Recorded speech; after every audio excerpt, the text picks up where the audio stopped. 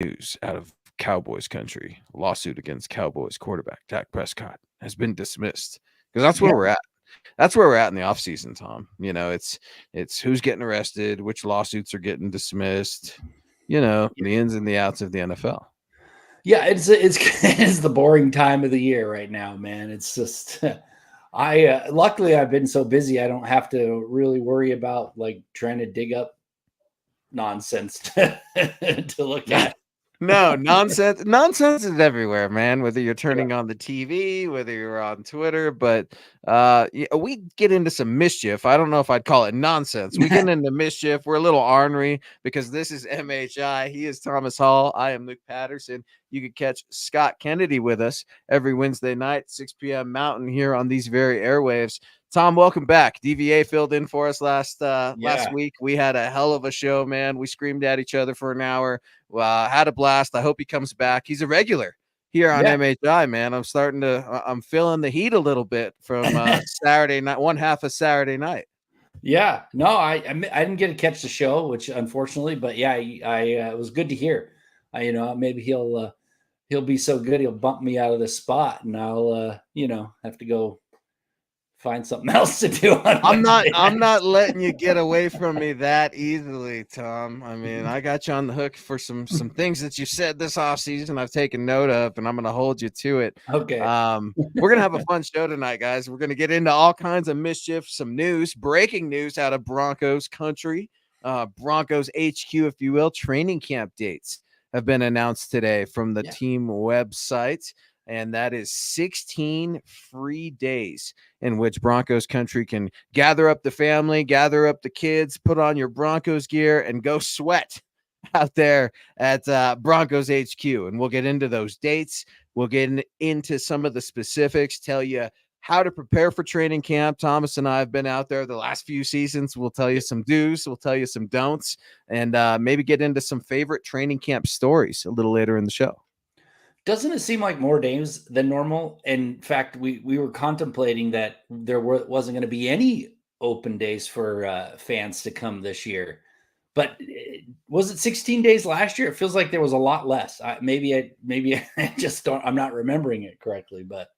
Oh man, I got to tell you, it's those dog days, man. They feel whatever they are, you feel every bit of them, and it's for the fans, it's such a cool experience for those of us that have covered it for years on end, man. It's an experience as well, but it is a lot of work, and training camp is a weird monster. We're going to talk about what can we take away from training camp? What are some expectations? What are some predictions?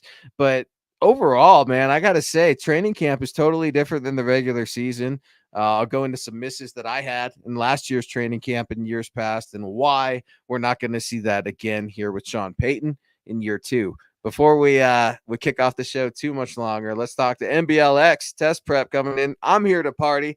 And I absolutely love it, man. We are here to party as well. Steven Tabasco, right on, man. First time getting to see the show live in months. We appreciate that, Steve-O.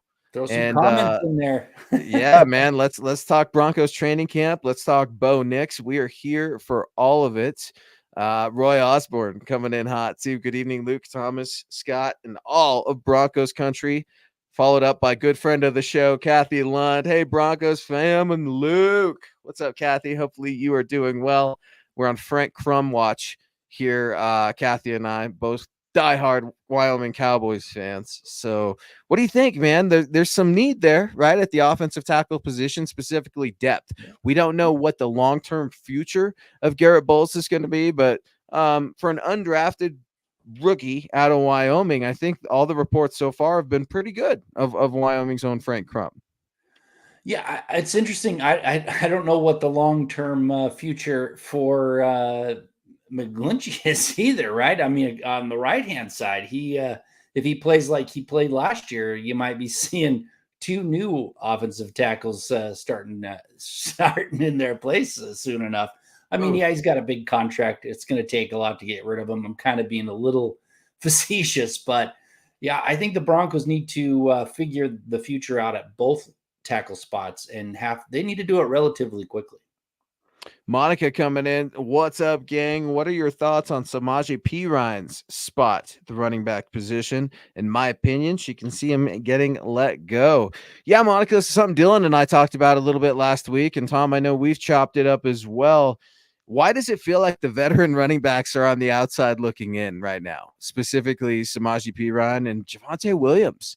I mean, I don't think Sean's just going to cut bait early on Javonte, but so far, those that I trust that are out there at those workouts that have been grinding, that tell it as it is, they're saying a pretty underwhelming performance from Pookie, to say the least. Yeah. Well, from what I understand, Perine is not very happy by the way he was used last year, especially after what he was told and how he was going to be used. That's my understanding. So I don't think he's very happy. And if he's not happy, and the club is looking for some fresh blood, that's a recipe to get traded or cut, whatever it may be. So I think Perine may be one of the first veterans that are out looking for a new job. Listen, Audric Estime, this team likes him. We'll see how he recovers from his little tweak that happened in OTAs. Jaleel McLaughlin has put on a little weight, right? He had some weight to put on. Small guy, big presence. Hope he can be an effective playmaker consistently for the Broncos this year. I like him. I don't love Jaleel. He's very productive. Don't get me wrong. I have some reservations, but I really want to see Jaleel McLaughlin do well. And then the coach likes Blake Watson a lot. You also have Tyler Beatty that hangs around there. You and I saw him out at training camp last year. So it's a pretty thick running back room, Monica. And you're exactly right to bring that up. Samaje Perine being upset, Thomas is telling me. Yeah, all right, I'll buy it. He was upset. I don't really care. Samaje Perine is, at this point, a journeyman running back in his career. If he really doesn't want to be here, he should just go ask to be released. Or go ask to be traded. I don't think there's a huge market for Samaje Perine out there. He would get picked up, don't get me wrong, but I'm not going to have any love lost if Samaje Perine finds himself on the outside looking in. Yeah, and plus the running back is most of the times they're looking for youth, right? Because running backs don't last that long, and right now the running back room is stacked full of bodies, but nobody proven to be an elite player there, or even really very good. I mean, don't get me wrong, I loved Javonte Williams. We talk about it all the time. He's one of my favorites as a rookie. He's not the same guy, same player as he was his rookie season. So, it's stacked, but with a lot of unproven, questionable players, really. And so, there, if that's the case, then why not take a shot at some youth and see where it goes? Our guy DK knows where to go on Wednesday night at 6 p.m. Mountain. He is here on MHI, giving us some love from Facebook, folks. Don't forget, you can catch us on YouTube, Twitch, over on X, and over on Facebook as well. We really appreciate this Facebook support, the stars from Daniel Kraus. DK, really, really appreciate it, man. Go Broncos. Here's a guy that's always getting ornery with us and causing mischief on Wednesday nights. I know Phil McLaughlin. Good evening, Thomas, Luke, and Deacon Scott. I've asked this to the other guys, so now it's your turn. Thomas, who are 3 players you were excited to see perform this year? Phil's calling his shot. He's got Nix, Franklin, and Tim Patrick. Wow. Yeah. Well, Bo Nix, for sure. I mean, he could be the face of the franchise for the next 10 years. So I'm definitely excited to see if he's going to be that guy. So Bo Nix is top, one of the top of my list. The other one is Zach Allen. I'm excited to see him do better than we thought do what we thought he was going to do last year. Right. I'm excited to see if he can take that next step. Whether I'm excited about his performance last year or not is irrelevant now. I mean, he needs to step up. He needs to be the guy that they went out and got, thinking, who he was going to be. And the way he looked at camp last year, we're going to talk about training camp. He was a beast. He looked like he was ready for that huge breakout season. So I'm looking for him to improve. And then, so that's why I'm a little bit excited. But, as far as any other position, I mean, I'm excited about a lot of the young guys, but I'd like to see Riley Moss. Oh, good one, Tom. Next step, right? I mean, people talked about him. A lot of people were really high on him, thought he was kind of maybe a bit of a steal that, where they got him. And, he got hurt and you really didn't get to showcase anything, didn't get seen. I'd like to see if he's the future to be across from Patrick Surtain or not. I mean, that's what it boils down to. You got one more, right? No, I said Knicks. Knicks, you got Bo in there. All right. Everybody's saying Bo Nix. All right, I had Bo Nix in there.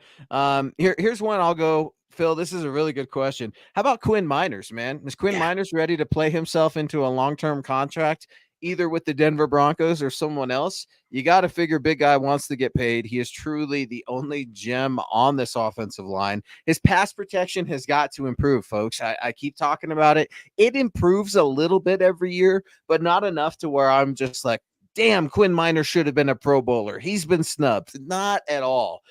There's a lot that I want to see Quinn improve, but there is no doubt in the run game, this man is violent. I hope Sean gets back to that. Otherwise, it's kind of a waste of resources. You can reallocate your philosophy offensively to match the only good player that's above average, at least in my opinion, on that offensive line today. I'm also curious about Jaquan McMillan. He had a really big time role last year with some of those turnovers that ultimately saved Vance Joseph's behind during that winning streak. What kind of role does he want to step up in? Riley Moss was a really good one to bring up, Tom. That's why I'm kind of going Jaquan McMillan, because JL Skinner's another guy that I would like to talk about. I mean, he was on our list with Riley Moss where he was injured for a little while and then he was available and they just didn't play him. Super disappointed. You were, I was, the rest of Broncos country were curious about those two young prospects when they could have got some snaps last year when it really didn't matter. Curious to see the young dogs out there a little bit. I want to see what Quinn Miners is going to do. The joint practices are going to be fun as always. I'm blanking on who they're joint practicing with. The Cardinals, correct? Packers. It's Packers. The Green Bay Packers. And that'll be here in Denver, if memory serves. I believe so. So those are always fun to watch because those, depending on how scripted they are, depending on your personalities, depending on what coaches want to do, maybe that's a good spot, Phil, where we can start judging some of those players in training camp. Good question. Yeah, and there are a few young guys that have a lot to, not a lot to prove, but to disprove that what they did last year wasn't a fluke. McMillan is one of those, and I'm excited to see if he can take that next step. That's why I was really excited about Damari Mathis last year, because it looked like he was having a good year at the end of the year, and he looked like he was primed to do it. And then, we all know what happened there. He didn't take that next step, and he may be out of a job come September this year, as far as with the Broncos. So it would be nice to see those young guys take that next step. Well, and it's tough too, because Dylan and I were talking about this last Wednesday night. I told him, Thomas and I were there at camp. We saw Jaquan McMillan doing well. He got turnovers then, but he would get cooked in one-on-one coverage. I mean, he did really well in that nickel and those dime scenarios, but man, I think there's a lot of improvement that can be had from Jaquan McMillan in a one-on-one scenario, if you will. Michael Rinquillo coming in hot. I love the Bo Nix jersey, Michael. Man, that's looking sharp. Good evening, Luke and Thomas on the Mile High Insiders. Go Broncos. Major stars from Michael. Appreciate you, Mike. Mike's all in on Bo Nix, man. I absolutely love it because Michael's just like the rest of us. He's a human being, and he has preferences, and he has players that he would like the Broncos to go after. But no matter what, when the Broncos get a guy, Michael rides with them and he wants him to do well, and he reserves his right to change his opinion, as do all of us. But something I really admire, man, because there have been players in years past and even currently that I'm kind of like, man, really? That's underwhelming. I would have done something different, but it doesn't mean I don't want him to do well. I always feel like Michael's super enthusiastic and has a good energy about him. Yeah, especially after, what we've seen the Broncos put out there for the last almost a decade. It is hard to be excited. And I think we talked about that. We were like, someone was on our case because we were too depressing. It's like, well, it's hard to, resurrect your enthusiasm every year when things like that happen. But I give props to Michael. He's keeps doing it. He keeps doing it, just like we are going to help re-announce those Broncos training camp free admission dates for you Broncos country. 16 dates. We'll get into those dates here in just a little bit. But camp starts July 26th First day of training camp, that's a Friday, and then it will end on a Friday, August 16th, per the team's website. You can head on over to denverbroncos.com and you can read all about it. String Guy coming in saying, what up, all? Who starts week 1 at quarterback and at running back? All right, I'm starting to accept some things as I get older, Tom. Starting to accept some already? things. You're already starting yeah. to things. I'm starting to, I just had a birthday, right? Ripe age of 33 in the house. So in my 33 years, I'm starting to realize Jarrett Stidham is going to start week 1 in Seattle. I'm not happy about it. I want to scream. I want to curse. I want to throw a fit on air. I'm not going to do it, Tom, but I just can't help but feel Sean Payton's going to go with Jarrett Stidham gives us the best chance to win in week 1. It's not what I would do, but I do think that's ultimately going to be coming down as the likely scenario there. And I could see Estime earning that starting role. He'd be all right with a starting rookie running back, maybe not game 1 in Seattle with a starting rookie quarterback. What say you? Well, I'm not going with any big surprises. I think it's going to be Bo Nix, mostly because this year is a year where they're still kind of trying to get back to the winning ways, so to speak. It's they know they're not. I don't think anybody thinks they're going to contend. You might as well throw Bo Nix out there unless he's terrible. Wait a second. Cortland Sutton wants to win 2 to 3 Super Bowls here. Right. He said that a couple weeks ago. Remember? Yes. So I want someone to hand me $10 billion too, but I don't think that's going to happen. So yeah, I think it's Bo Nix just because if he's even close to Stidham, they might as well start him, right? I mean, even if he's a rookie with growing pains and whatever, it's not a contention year. And then I still think it's Javonte Williams starting week 1, but I don't know if he is going to hold on to that position for too long into the season. Fantastic question, String Guy. Really appreciate you joining the show.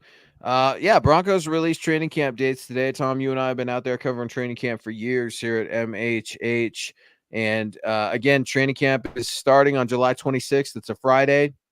There are 16 complete dates, and then it ends on Friday, August 16th. That happens to be the joint practice date with the Green Bay Packers. Tom, you and I have got to meet a lot of folks from Broncos country as well out at training camp. It's a good chance to take pictures, to have fun, to talk Broncos football, talk life, get to meet some folks. I've always enjoyed it. I've had a blast when you're out there as well. Any fun training camp memories the last couple of years that you and I have been out there, or anything that sticks out in particular? Fun camp memories. Well, I remember it being really hot, which isn't that fun, but I enjoy watching, the practice. I mean, everything's fun. So the whole atmosphere is kind of fun. There's a lot of people out there, a lot of fans just having a great time. There's a lot of enthusiasm. But for me, the best parts are seeing these players who you didn't really know about that are starting to pop, that are starting to kind of separate themselves a little bit. And then you find yourself rooting for them, and you find yourself, hoping that they make it, even though they're still a long shot. And there was a few of them last year, several actually. My guy, Alex Palczewski, he kept coming on, and they kept giving him more and more roles. So that's probably my favorite part about training camp is those, kind of dark horses that are really making it hard for the coaches to make that final decision. Yeah, I was super high on Jaleel McLaughlin. I really like Jaquan McMillan as well. That's a good one, Tom. You're finding some underdogs that you think are going to do well, and then those predictions, those assessments that you made are validated when the guy makes the team, and then he's playing on Sundays or Thursdays or Mondays, whatever the hell it is they play anymore. Saturdays, no, that's really, really cool, man. I got some bad camp memories, right? Yeah. 2 years in a row. I've been there the day that Tim Patrick went down, and that is bizarre, man, to see the entire summer stop for those moments. I mean, those are never fun. I always think it's cool to people watch because there are Broncos legends just walking in and among you, Broncos country. You never know who you're going to be washing hands next to or walking out with into the parking lot. I mean, Broncos Ring of Famers are infamous for going on televised team programs there, but then they hang out, they take pictures, if you ask politely, and I always say ask politely for their picture and their autographs, because Tom, you and I have seen it. People are animals. But it's cool that people watch out there, man. You never know which celebrities are going to be out there. You never know what day Mike Shanahan's going to show up, right? Or which way John Elway shows up. Peyton Manning's always a big appearance. So some of those things to look forward to. Just like we always look forward to hearing from GLP, Gary Leeds Palmer in the house, the 999 Super. Hey, Thomas and Luke, I want Bo Nix to start, but we'll defer to Sean Payton's wisdom. Go Broncos. Gary, that's kind of what I'm trying to secede to, right? I've accepted Jarrett Stidham is going to start week 1. I don't think that should be the case, but I have a nagging suspicion that Sean's going to do things just because it's the way he's always done things. And I don't think he's going to roll a rookie first rounder out there week 1 on the road in Seattle. You're right, Gary. I've got to ride with you here because I wanted Sean Payton here. I don't like that he's kept Vance Joseph around. I would really hate it if he delayed the starting of Bo Nix. But I got to, unfortunately, dare I say it, I got to ride with this one, folks, and Sean Payton. But we don't really know what Sean Payton's. He's never had a first-round rookie quarterback to roll out, game 1. So we have no idea if what he's thinking, right? He could very well do that. But at the same time, I'm looking at last year and watching. You mentioned Jale Skinner not getting on the field, even when it was obvious the season was over, and not seeing Zach or Riley Moss out there very much. So there is that kind of, guessing game. Is he going to do it or isn't he? But I think from my perspective, this is his guy. This is the guy that he has chosen to turn the franchise around, be the face of the franchise quarterback.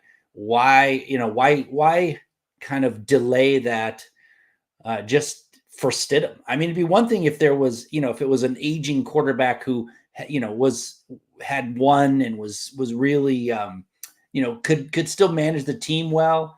But at this point, why bother? Yeah, that's interesting, man. I have an important question to ask you. That was a really good, really, really good answer to that question. It made me think of something. I wrote it down. We'll get it to it. But Phil, I want to answer Phil's question here. Phil asking, anybody know about the construction down there at Broncos HQ? Is that going to limit attendance? Actually, looking at the team website right now, Phil, and you can go look at it yourself under latest news. It looks like fans are going to be able to watch practice up close from the berm on the west sideline as the Denver Broncos decided to delay construction on their new state-of-the-art facility to maximize fan experience at training camp.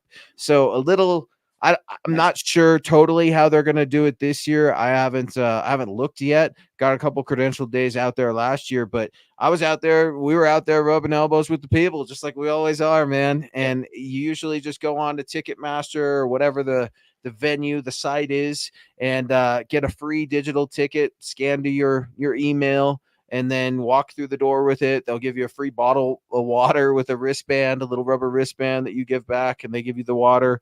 It's cool opportunity if you have some time to kill, if you want to go out there and see your favorite Broncos players who are usually signing autographs at the end of practice too, Tom. A lot of folks show up there and you never know what the players are going to sign. One of my good buddies last year was out there, Jake. Shout out to my guy, Jake Daughtry. And he brought Russell Wilson Colorado Rockies jersey to sign. And I was like, it's cool for that people watching too, because you could jersey watch. So like I saw a John Elway Stanford jersey last year out there. I was like, haven't seen one of those. That's pretty cool, right? Yeah. So just a little bit what to expect out there at training camp. Good question, Phil.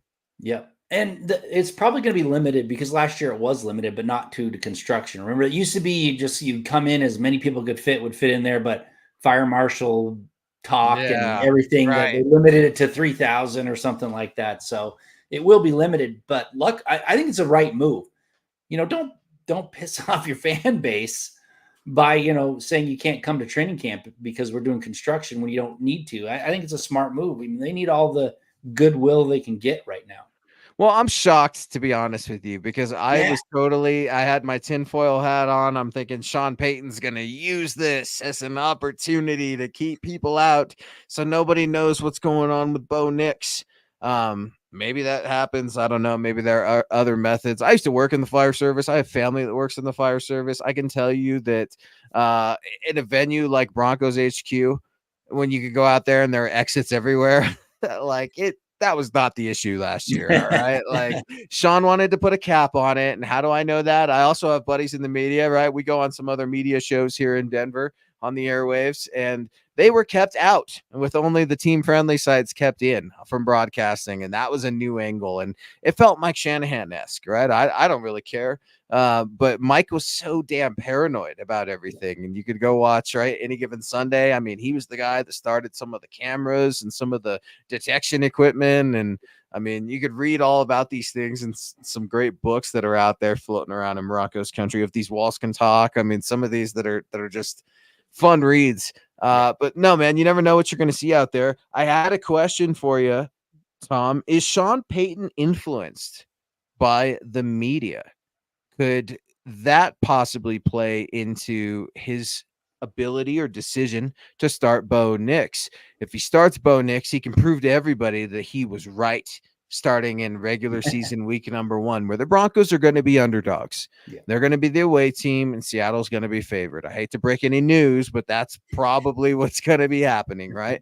Doesn't Sean want to kick off the year with a bang? Doesn't he want to just rub everybody's face in it in week 1? I mean, he's already had to answer training camp questions all summer on who the guy's going to be, Well, I'm going to prove to you why I selected this guy. It's got to be Bo Nix. Does Sean care what people think? I don't think he cares what the media thinks or what people think, but I think his ego is large enough that it will influence his decision, whether it's the right one or the wrong one. Sometimes he does. I mean, he's got a big ego. There's no real denying it. You bet. So I think that's going to be the driving factor of Bo Nix, because he wants to prove that this is the guy. And so why not? Again, why Jarrett Stidham versus Bo Nix? It's like you go with Bo Nix if he's even close. I don't know, man. Jarrett Stidham organizing this team-friendly throwing sesh and all this stuff, and Zach Wilson's new hairdo. I mean, how many Broncos quarterbacks we're gonna be talking about here this summer for weird reasons, I guess. I mean, I don't know. I don't know about the whole Zach Wilson thing, man. Maybe he's trying to, change his brand, change himself. Maybe he should, man. You grow your hair out, right on. I'm sure all the single ladies and the moms out there in the Mile High City love it. Mike Edel coming in here, our guy, Mike E. Hey, guys, I just wanted to show a little love to my favorite MHH show. The Broncos are going to shock a lot of people. Wow. Go MHI and go Broncos. Mike, get back at us. Talk to me about shock. Are we are we above 500? Have we snapped our losing streak to the Raiders? That would shock me. I mean, that's I'm hoping, right? Anything is possible, but man, maybe Mike sees something that we're hoping to see in the next 3 to 5 years, but he's saying we don't have to wait. He's talking 2024, man. Nice.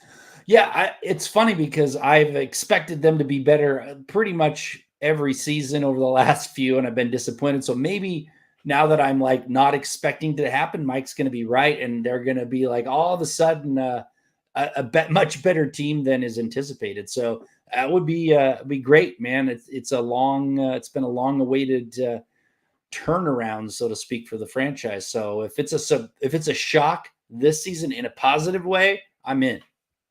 Man, to be above 500 would be great, right? To say that you had an actual winning season, I don't know. To break some of those streaks, to maybe shock could be Bo Nix was the right quarterback. Yeah, I wasn't high on him. You weren't high on him.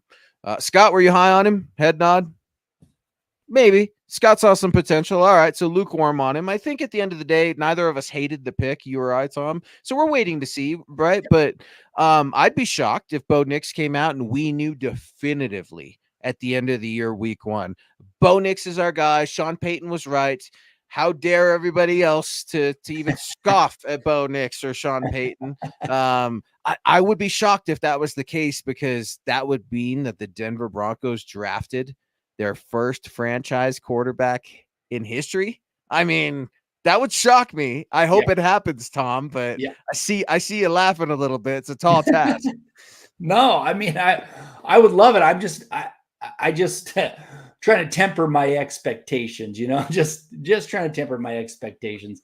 There's one thing that really keeps me from being super excited about this season. Vance The Joseph. fact that Vance Joseph has not shown that he can be a good defensive coordinator. I mean, he can be okay, but at times, but that's the one kind of piece that really he's going to have to really do a lot better job of coaching on game day and getting those players in the right position for this team to because the defense was a weakness. I mean, I know they had a that win streak, they had some interceptions, turnovers, things like that kind of made them look better, but for the most part their run defense was a disaster and a huge weakness for this team all year long.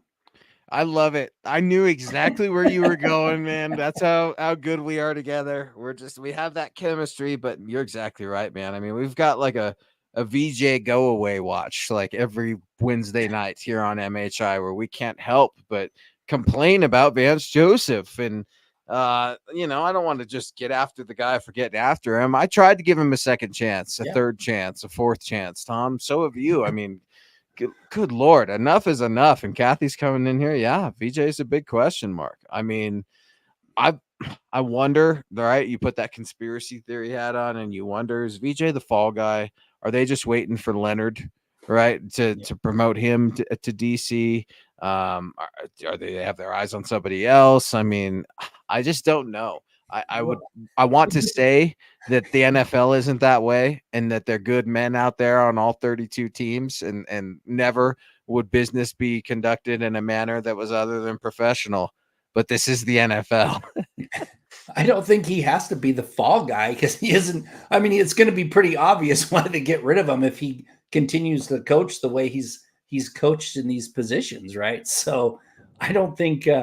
I mean, fall guy set him up to be the fall guy maybe, but he's digging his own grave. I think so far, from my perspective. When does he get let go? How does that, or does he? I mean, you can't march him into year 3. I mean, I just don't understand. I don't get it. I don't know why he's here. I don't get it.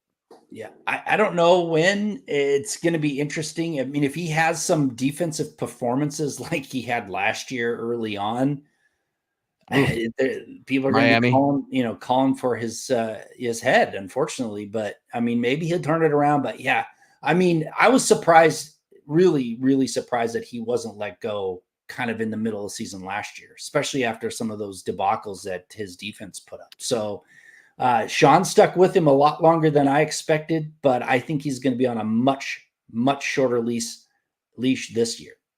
Yeah, like that Miami Dolphins thing. I mean, we were all shocked. I'm still shocked that how quickly people forget, right? I don't forget. I'm still bitter. I'm still embarrassed until the Broncos can do that to Miami, right? And like our hometown kid, Mike McDaniel, out there just laying it to his old team. I mean, that was horrible. I mean, you and I were texting throughout the game, lamenting. We were both writing our articles. Our articles were finished by halftime, and then they were amended because the statistics got even worse. And then you had to realize, wow, right when you think you hit rock bottom, the Broncos go to South Beach and start to surprise you. But shout out.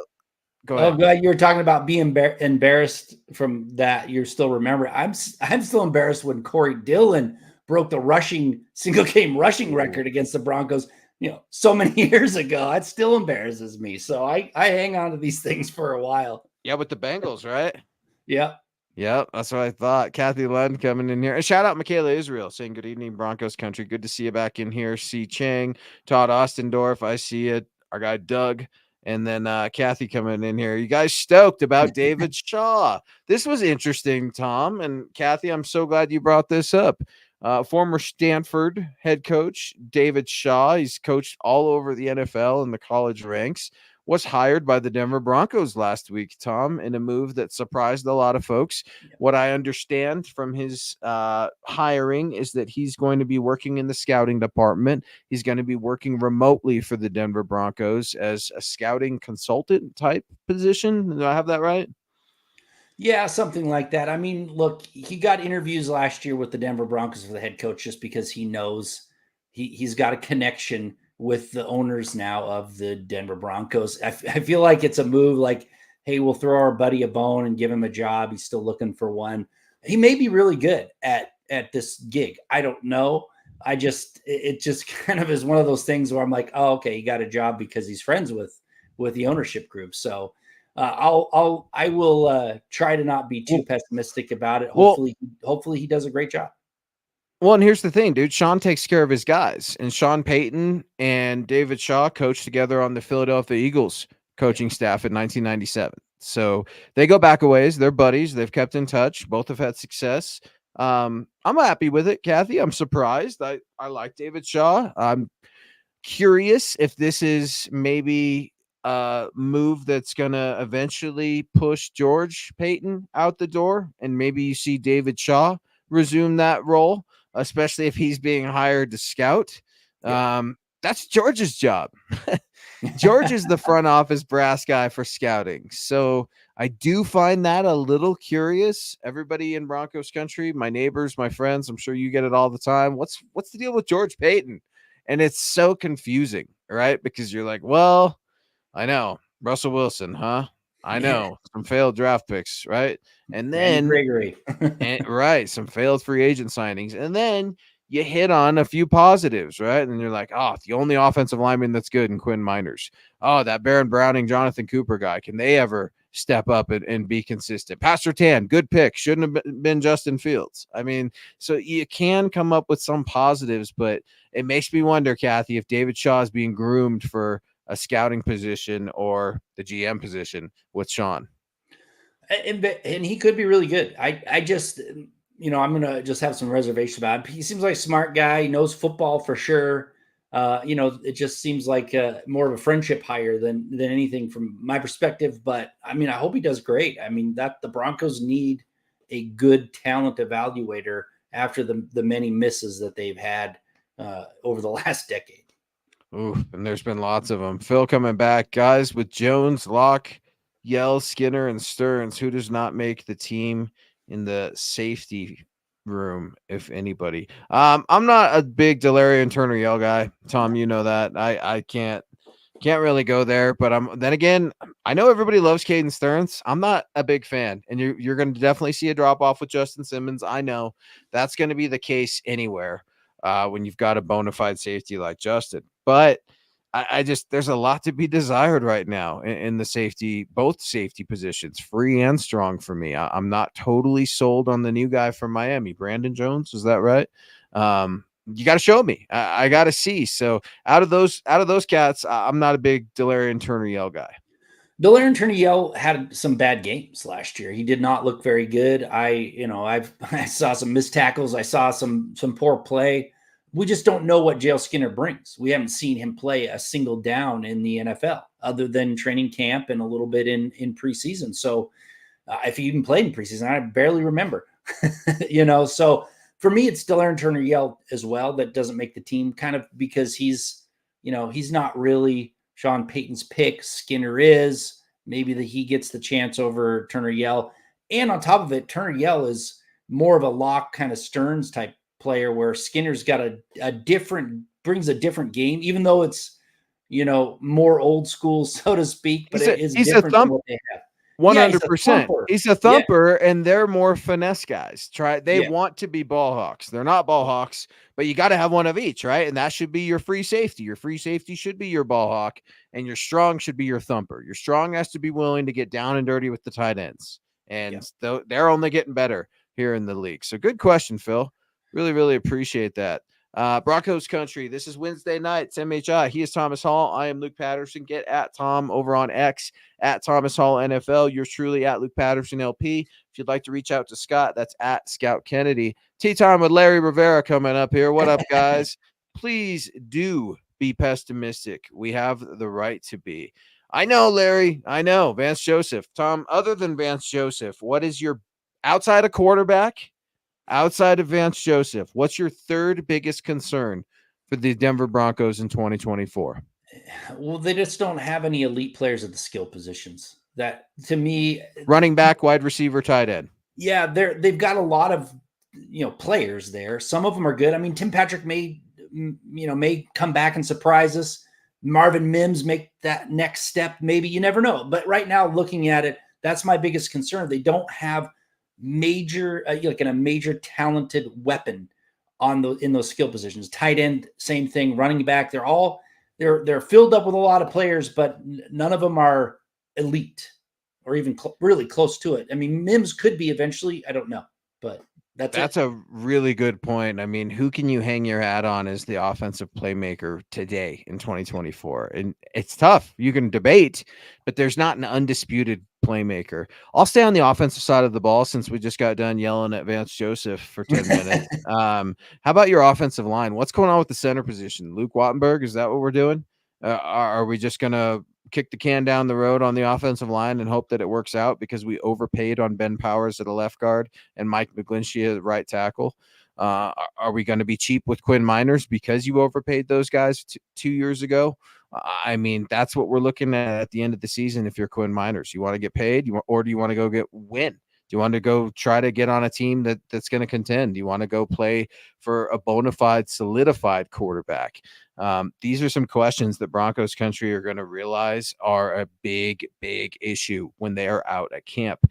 Shocker, they try to hide the O lineman and the D lineman from us in practice, right? In the positional drills. But when it comes down to team and those pads come on, it's pretty clear who's doing what and who's winning these battles. I foresee the Broncos offensive line having a lot of issues at this training camp. I foresee Bo Nix having a lot of issues because he can't get good pass protection, and that's in training camp. Yeah, and I would just add on like kind of a 1B from my perspective is there really isn't, and I'm hoping Zach Allen changes it. I hope he takes that next step, but there's not an elite pass rusher either, right? There's good pass rushers. I love Jonathan Cooper. I think he's a good pass rusher. Baron Browning would be maybe if he could stay healthy, but you can't point to anyone and say that's the guy that scares offenses when they drop back to pass because he's going to wreck your offense. There's no one's game planning for any of the Broncos pass rushers. Yeah. So, and you need an elite pass rush in today's NFL, at least an elite pass rusher to really, limit some of these quarterbacks out there. I mean, you can get pressure on Patrick Mahomes, but he still beats you, right? You have to be able to get to him and hit him and get him down. And that's another Achilles heel I see on the Broncos. Oh, Gary Fire. Achilles is a badass name, right? I've always loved Troy. Yeah. I've always loved. My wife's a big Greek mythology person. Yeah, I do too.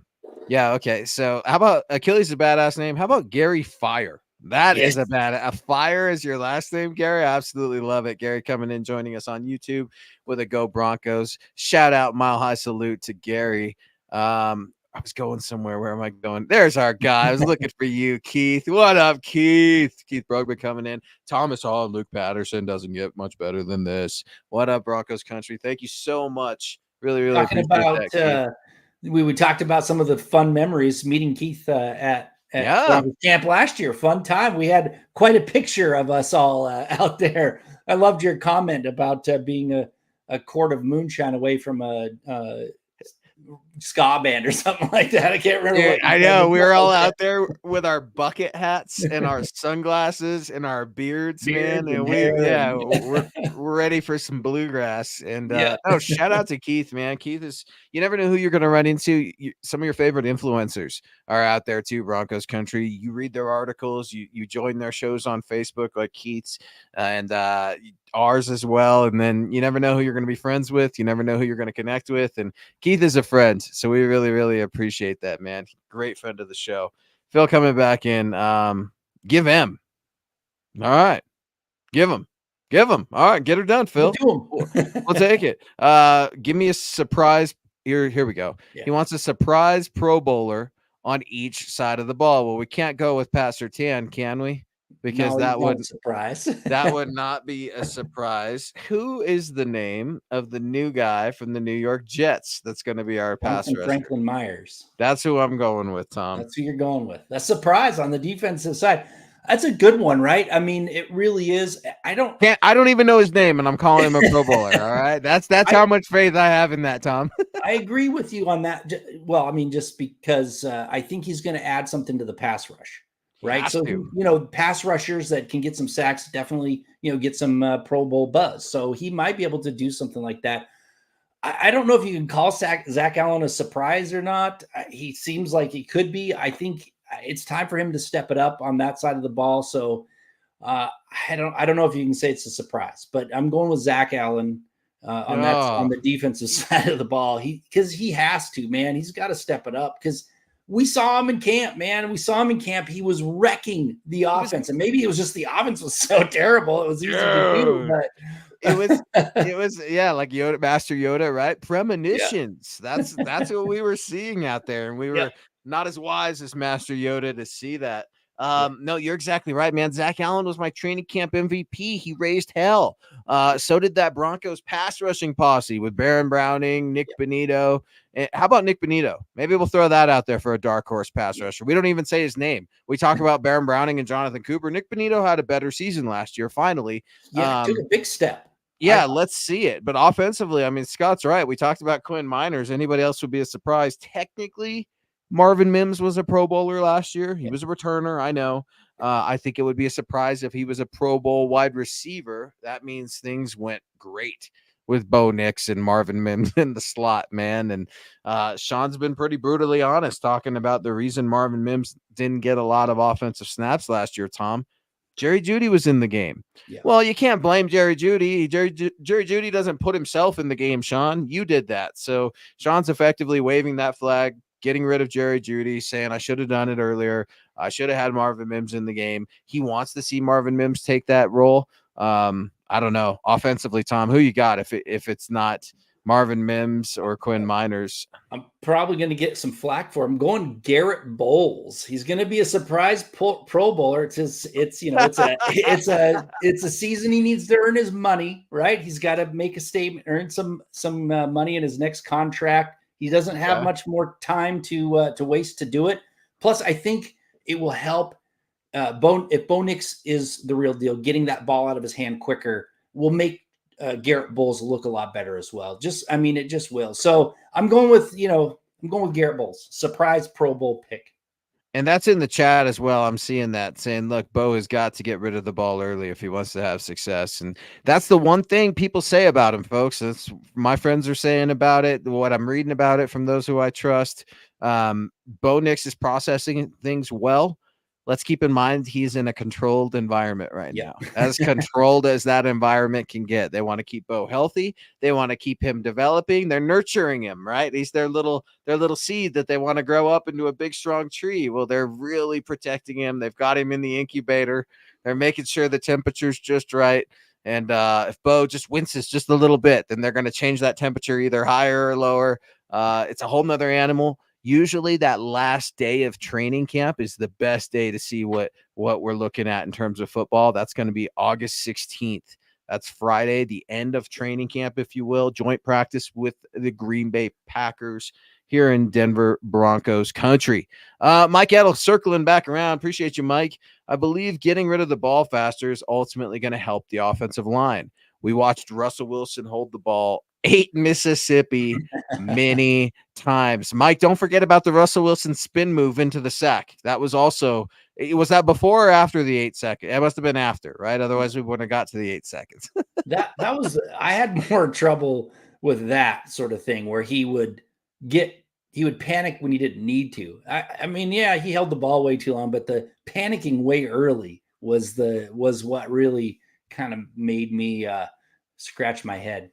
Too many sacks. Maybe Elvis Creed gets sacked all the time. So maybe he's just ready to run and get out of there at any second. I don't know, Mike. I don't know, Tom, Scott. I don't know if you guys saw. Maybe Russ isn't ready to run. Maybe he's ready to fight. I'm out there on X and he's posting pictures of himself shirtless in the boxing ring. Right? Russell Wilson getting down with them hands. Has Russell Wilson had enough? He's like, I'm not going to be a punching bag anymore. I'm going to go after I don't know what he's doing out there, man. Now he's a Rocky Balboa moment. I don't know. The dude looks great. Don't get me wrong. Looks better than I do. But what are you doing, Russ? I mean, what are you doing? You're doing the same bleep that you did in 2 different cities, and now you're bringing that to the damn Steelers fans, and they don't deserve it. They don't need any of Russell Wilson's nonsense. Yet here they go. Tea time with Larry, and he doesn't want anyone else. Honestly, he wants Sean to lay in the bed that he made. He's seen this coming. The attitude, the ruined locker room. Everyone here is just because it's a job, not a game that they love to play. Wow. Man, what's in that tea, Larry? We're getting a sharp spicy. critique of Sean, for sure. The tea is supposed to center you, man. It's supposed to bring you back, but I love it. Larry's calling his shot. Larry doesn't like what Sean's doing right now. It wasn't good enough. Larry was promised that Sean was going to come in here and change the culture. Has he done that so far? It doesn't seem that way. It's still a losing culture, but we'll see. We'll see, what the difference is the next year, this year and next year. I mean, sure, he's got 2 years to turn it around. It's one of those things where we still got to wait and see. But I don't defend Sean Payton that often. He had a lot of people in that locker room that never experienced winning. So it's hard to turn a winning culture, turn a losing culture into a winning culture when it's been, some of these players were 6-7 years hadn't had a winning season. So it'll take some time. So we'll see what he does this year. Maybe he'll change some attitudes. We'll see. Well, he gave him a 5-game winning streak, right? He was part of that. His name is associated with that. I think some good circumstance was also in luck associated with that. But isn't that life? You can't just blame it or chalk it up to that the whole time. So you got to give credit where it's due and ultimately blame. You got to get some sort of accountability in there. I'm with you, Larry.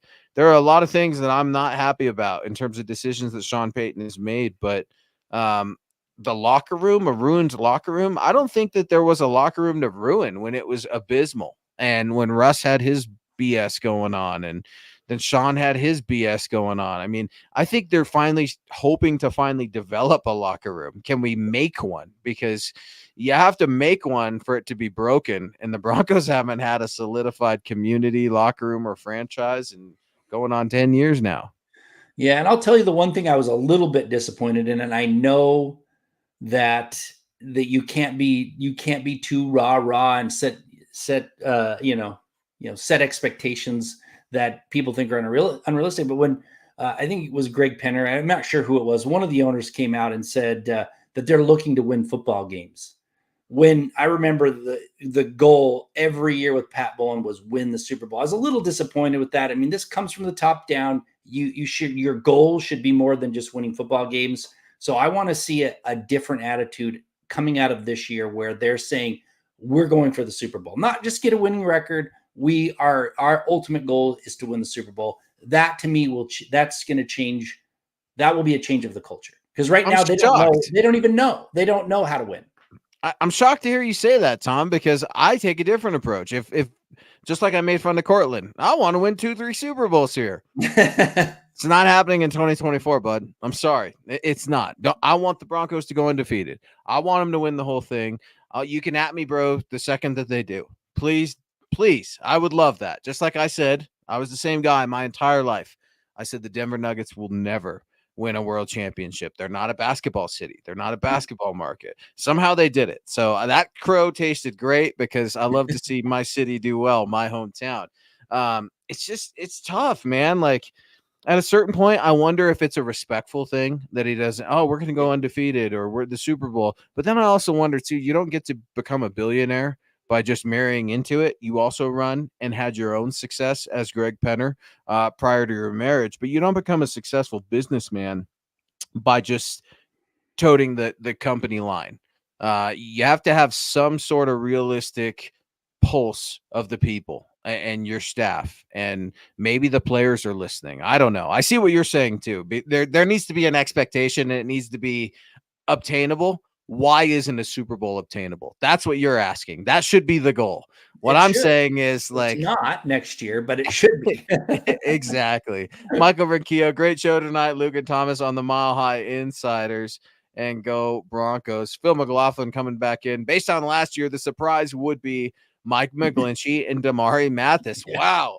Mike McGlinchey Man, I see what you did there, Phil. He just completely flipped us on it because it's like, who would you think of last? Mike McGlinchey would have been the last player I thought of probably on that offensive side of the ball. And then Damari Mathis, that's tough. I mean, I'd be shocked if Caden Stearns was a Pro Bowler. I'd be shocked if Alex Singleton was a Pro Bowler. I mean, there's a lot to be desired on this football team, Tom. Yeah, I'm not sure. I wouldn't be shocked if Alex Singleton was a Pro Bowler because he gets so many tackles, right? Like at some point, people are like, "Oh, he's got X number of tackles. We'll get him in the Pro Bowl." Because really, the Pro Bowl with a fan vote, it's more of a popularity thing than it really is total skill. So I could actually see Singleton now. Damari Mathis, to me, on his where he was going from his rookie season, maybe the sophomore slump hit him hard and he's going to bounce back and be a solid player. I doubt it, but I'm just saying that, I don't know if, I'd like to see Damari Mathis bounce back just because he looked promising at the end of 2022. Well, that would be a good thing for the Broncos and the team. I mean, how about Vance Joseph? I know coaches technically can make a Pro Bowl, right? But that would be a shock if Vance Joseph somehow turned things around and we were feeling really good about that. And Rip and Kathy coming in here saying, look, 2025, 2026, we get it. It's 2024, could be a bumpy ride. Yep. But usually you have to endure before you can reap the benefits of your journey, the fruits of your labor, whatever I got to say. There are going to be some stumbles, and I just hope that the stumbles start week 1. There's no need to delay the stumbles.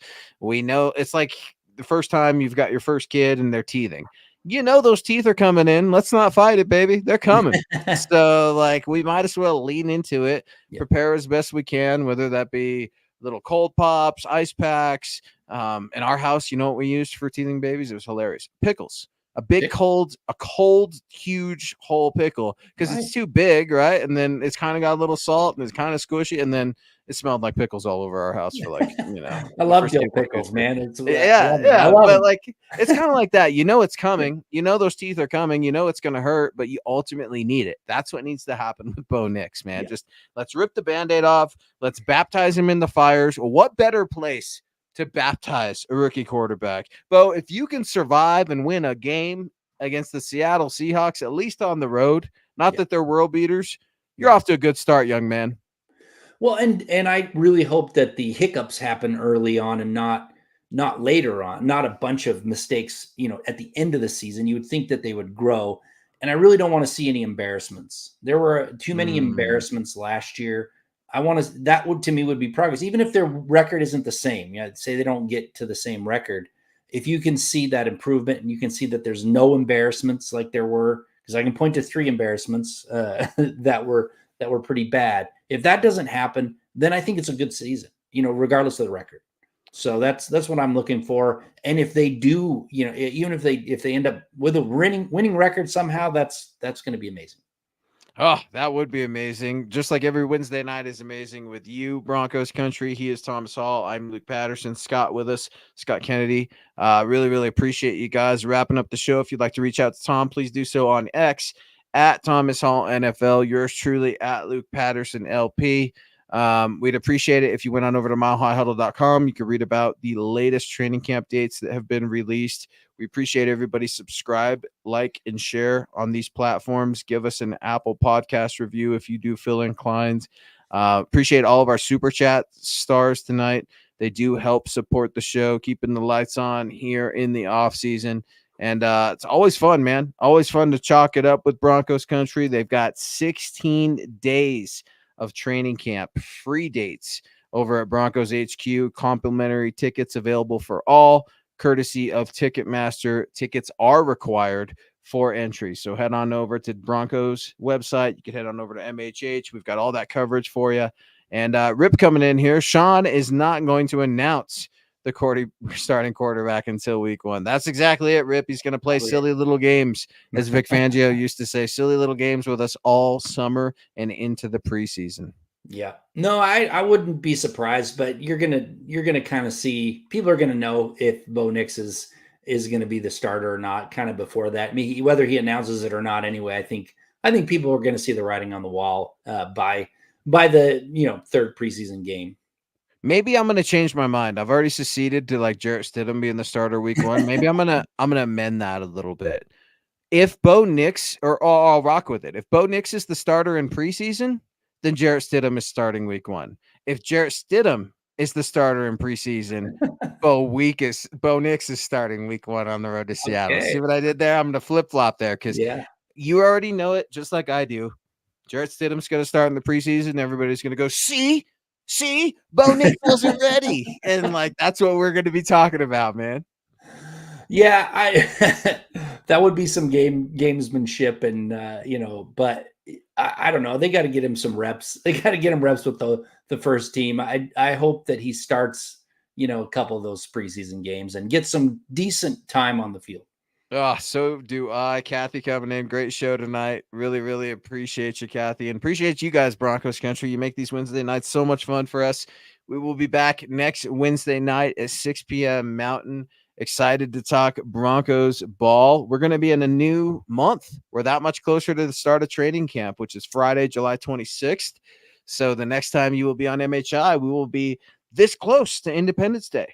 Yep. And I'll be a year older.